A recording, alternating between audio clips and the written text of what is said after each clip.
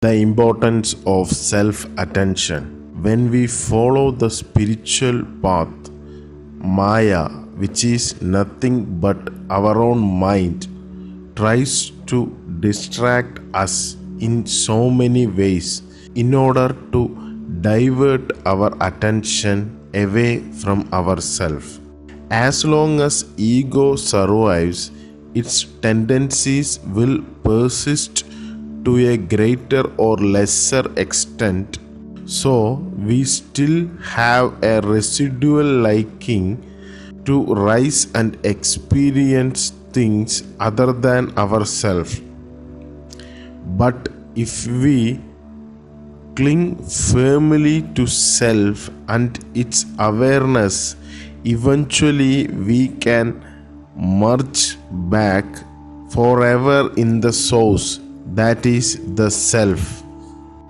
Until our ego is eliminated, at every moment we are faced with the choice either to just be by remaining keenly and steadily self-attentive, or to rise and be aware of things other than ourselves.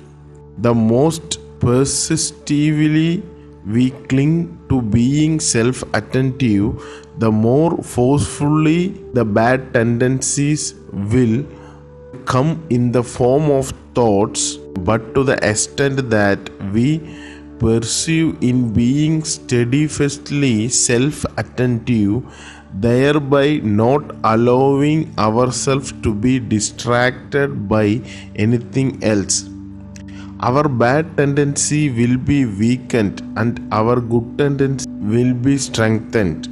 However, our weakened bad tendency will make a final desperate attempt to fight back by forcibly drawing our attention outwards. It is natural that spiritual aspirants find themselves being dragged this way and that by their bad tendencies, and therefore to learn to ward them off by clinging firmly to self-attentiveness.